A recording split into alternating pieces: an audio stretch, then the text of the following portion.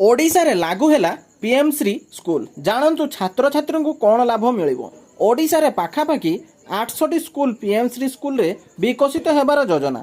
ICT digital lab digital library digital learning tools व्यवस्था रहिबो।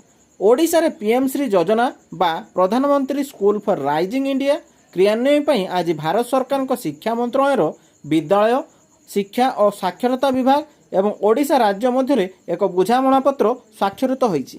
केंद्र सरकार राज्य और केंद्रशासित अंचल सरकार स्थानीय संस्था केंद्रीय विद्यालय संगठन एवं नवोदय विद्यालय समिति अधीन विद्यालय गुड़िकर भित्तिभूमि एवं गुणवत्ता वृद्धि करने यह पदक्षेप उद्देश्य रही। प्रधानमंत्री मार्गदर्शन और केंद्र मंत्री धर्मेंद्र प्रधान नेतृत्व में शिक्षा राष्ट्रमंत्री जयंत चौधरी और ओडिशार शिक्षा सचिव उपस्थित में बुझामणा पत्र स्वाक्षरित होता। यह स्कूल गुड़िक जातीय शिक्षानीतिर पूर्ण भावना को नहीं कार्य करिवो तथा समस्त मौलिक उपादान को प्रदर्शित करिवो।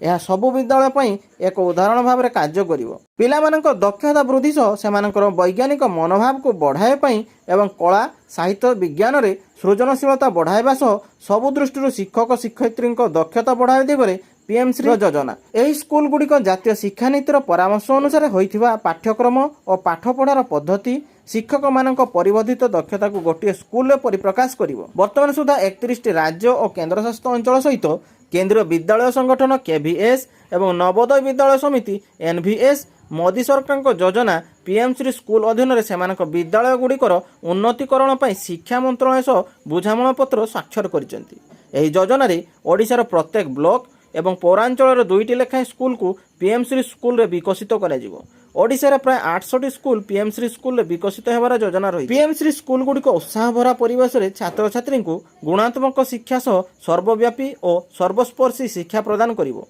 এই স্কুল গুড়িক কেবল জ্ঞানর বিকাশ উপরে গুরুত্ব দেব না বরং একবিংশ শতাব্দীর প্রমুখ দক্ষতা সহিত সামগ্র ব্যক্তি সৃষ্টি করা দিগরে সহায়ক ହେବ। পিএম শ্রী স্কুলে সমস্ত ছাত্রছাত্রী যত্ন নিয়া সহ সেମାନଙ୍କ পাঠপড়া সহ উত্তম ভিত্তিভূমি এবং উপযুক্ত সম্বল সহিত অনেক অভিজ্ঞতা আধারিত শিক্ষা প্রদান କରାଯିବ। পিএম শ্রী স্কুল প্রধানমন্ত্রী নরেন্দ্র মোদীଙ୍କ प्राथमिकतार रही। जातीय शिक्षानीतिर कल्पना को कार्य करने दिगरे पीएम श्री स्कूल एक महत्वपूर्ण पदक्षेप जहाँ भारत को ज्ञानभित्तिक समाज रे परिणत करिवो। ए स्कूल अत्याधुनिक और समग्र पद्धति रे शिक्षादान प्रदान करिवो। नवसृजन आधारित नूतन प्रजुक्ति विद्या स्मार्ट क्लास रूम एवं क्रीड़ा सह अन्य दिग को गुरुत्व दियाजिवो। जातीय शिक्षानीतिर प्रयोगशाला भाव में ए स्कूल निजर अभिज्ञता सामग्रिक आलोचनात्मक पद्धति एवं शिक्षण केन्द्रित पद्धति माध्यम एकविंश शताब्दीर कौशल मानववादी दृष्टिकोण व्यक्तित्व गठन कर सहायक है। मोदी सरकार द्वारा देशव्यापी स्कूल गुड़ी को गुणात्मक भाव मजबूत करने प्रतिश्रुति को पूरण कर पीएम श्री स्कूल यह पदक्षेप ओडिशा देशर लक्षाधिक छात्र छात्री को लाभ देव। स्कूल शिक्षादान और शिक्षा ग्रहण टेक्नोलोजी आधारित है। ICT digital lab digital library digital learning tools व्यवस्था रहिबो। बाल बाटिका प्रारंभिक शिशु जत्न एवं शिक्षा रहिबो। मातृभाषा को प्राधान्य देवा सह शिक्षक और छात्र छात्री मध्य भाषा दूरता को ह्रास करिवो। समग्र भारत वर्ष विकसित और नवीकरण हेबाकु थिबा पीएम श्री स्कूल देशर सर्वश्रेष्ठ विद्यालय भाव में विवेचित है।